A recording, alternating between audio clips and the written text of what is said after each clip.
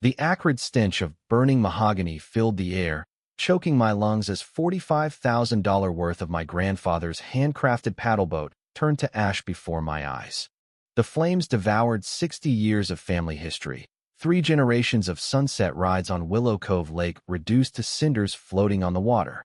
Standing there, smug in her pristine tennis whites, was Cynthia Marrow, the HOA president of Transplant, who'd wormed her way into power. She had the audacity to smirk, clutching her phone as she dialed 911. "Officers, we have a hostile individual disturbing the peace at the marina," she chirped, her voice dripping with fake concern.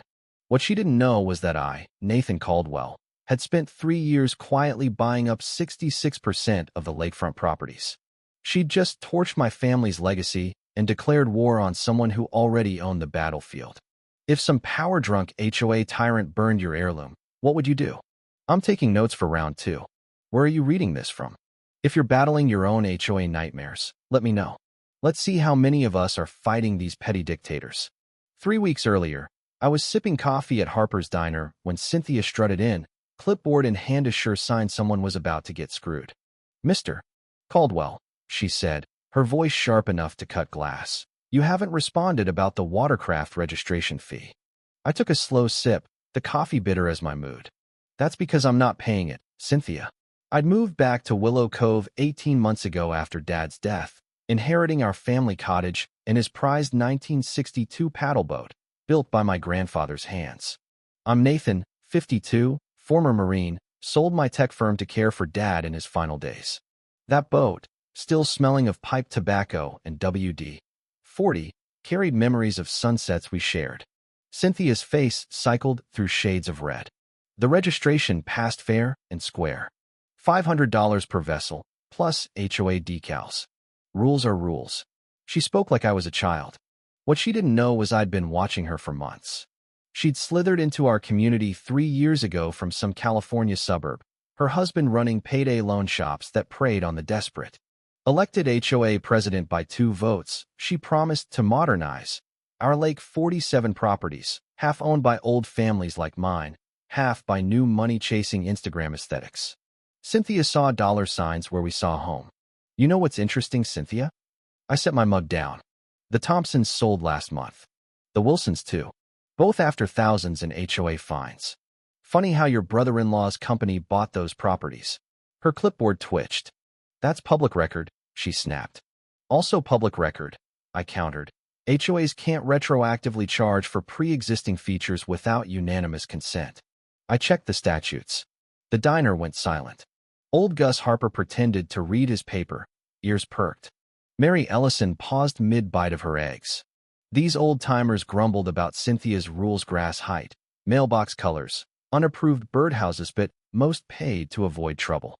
Nobody wanted to be the troublemaker. Well, I did. "This isn't the military, Mr. Caldwell," Cynthia spat.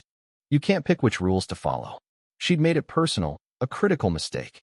"Actually, Cynthia, the military taught me to spot enemy tactics. Like how you're eyeing the marina for your nephew's jet ski business." Her face paled. Gus had tipped me off about surveyor stakes appearing before foreclosures. She stormed out, her perfume lingering like a threat.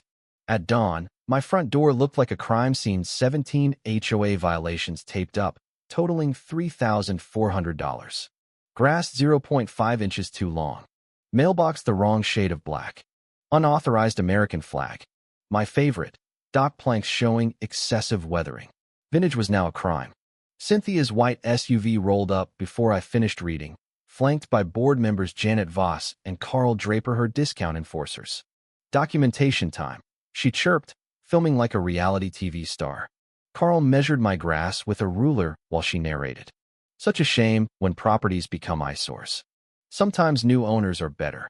My Afghanistan-honed paranoia paid off. Me cameras caught every word in 4K. The real gem came when they thought they were out of range. Once we force out these holdouts," Cynthia told Carl, "property values will triple." My nephew's got investors for the marina. I spent 2 hours crafting my response, certified letters to the board, citing laws, CC'd to all 47 owners, with audio of Cynthia's plans. A friendly reminder of our rights. The next morning, Harper's Diner buzzed. Gus waved my email printout. She fined me for an aggressive garden gnome. It's holding a fishing rod. Mary complained about a $150 bird feeder fine for attracting non-compliant cardinals. Even newer residents muttered. An emergency HOA meeting was called. The community center was packed, Cynthia in a power suit like a pyramid scheme pitchwoman. She proposed a $2,000 lake access improvement fee, her PowerPoint flashing renderings of a modern marina, her nephew's jet ski logo, in every corner. The vote passed 24-23, 3 board members conveniently unnotified. Invoices tomorrow, she sang. I dug into property records online. 5 foreclosures in 18 months, all bought by Cynthia's brother-in-law's LLC at 30% under market. Harassment, fines, foreclosure, family purchase. They weren't managing a community, they were stealing it. I called my property manager. Jim, it's Nathan. Those properties we discussed? Make offers. All of them. I'd been buying lakefront properties for 3 years, fair prices, life estates for elderly residents. Cynthia was playing checkers. I was playing chess. Monday, a fortress-like gate blocked the marina, my boat trapped behind it. A sign demanded HOA access cards. My key card? Denied. The HOA office chirped. Processing takes 6 to 8 weeks. At the courthouse, I found a 1947 easement granting perpetual lake access to original owners and successors. Bulletproof. My lawyer, Beth Harper, whistled. They can't revoke this. The board's personally liable for violating it. We plastered the marina with copies. 2 nights later, the board meeting imploded 2 resignations before it started. The gate came down by sunrise. Then I smelled it. Sugar in my boat's gas. Amateur sabotage, fixable. Gus saw Cynthia's nephew, Ethan, with a gas can at 3 a.m. I fixed the engine myself, hands greasy, plodding. The final straw came at dawn. Screams woke me, flames engulfed my grandfather's boat. Neighbors fought with hoses, but it was gone. Cynthia appeared, pristine at 6 a.m., with her safety inspector in an HOA windbreaker, waving fresh-inked forms claiming the boat was a fire hazard. You burned my boat, I growled, my voice low, lethal.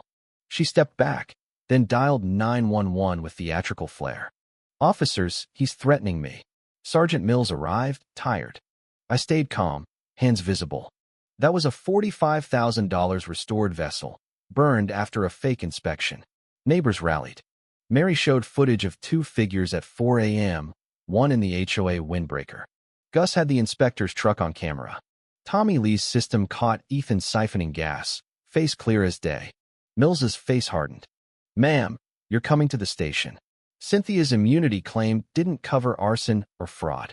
The insurance investigator, a former Detroit cop, called it amateur gasoline trails, multiple ignition points. We'll pursue criminal and civil recovery, he said. That night, Cynthia tried a desperate HOA resolution to approve hazardous property disposal. The remaining board refused. She fled when RICO was mentioned. Beth found the jackpot in the HOA charter. Majority owners could dissolve it. My 66% ownership was a nuclear button. Forensic accounting revealed $200,000 in embezzlement consulting fees to Cynthia's relatives, marina funds diverted, contracts to family at triple rates. Her meticulous records would bury her. My basement became a war room, maps, deeds, red string connecting her crimes. Beth brought dissolution papers, criminal referrals, and liability notices. My encrypted app kept allies coordinated. Tommy prepped a media blitz, 3 news stations, 2 papers, a true crime podcaster. The memorial would be Cynthia's funeral. Dawn of the memorial, Cynthia tried a fake federal injunction, printed on her home printer. I laughed, coffee in hand. That's not even good forgery. Also, you're trespassing. An FBI agent, coordinating early, flashed his badge. She backed off, sputtering.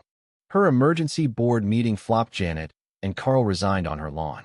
She called property offices, frantic, but my ownership was no secret now. By noon, my Marine buddies arrived in dress blues, setting a perimeter. News trucks parked, legislators mingled, the crowd swelled to 300. Cynthia's social media rants deep state conspiracies. This veteran thinks he owns everything, backfired. Her nephew posted, I just worked here, before his lawyer shut him up. At 5:30, she marched to the podium, filming herself. I'll expose this fraud. We cut her mic. Actually, Cynthia, I said, it's not your community. Holding up deeds, I revealed my 66% ownership. Per your bylaws, I'm dissolving the HOA. Effective now. Slides showed her embezzlement. The arson footage played Ethan, her inspector, her orders. The FBI cuffed her for money laundering, the sheriff for arson. Her husband was arrested for RICO violations. The crowd roared as justice landed. I announced a community land trust conservation easements, democratic governance, no more dictators. The vote was unanimous. That night, we barbecued lakeside, free from HOA tyranny. Cynthia got 5 years, served 3. Her husband got 15. Ethan, probation. Recovered funds rebuilt the community. The marina opened to all, property values soared, but nobody sold. We launched a youth boat building program, recreating Grandpa's paddleboat. Named Second Chances, it launched to cheers. Willow Cove became a model for fighting HOAs. Other lakes downloaded our handbook. Cynthia's house? Foreclosed. A young couple moved in, their kids painting rocks with messages like, "Be kind, not Karen." Knowledge is the weapon. Check bylaws. Use public records. Unite neighbors. Sometimes, burning the wrong boat sparks a revolution.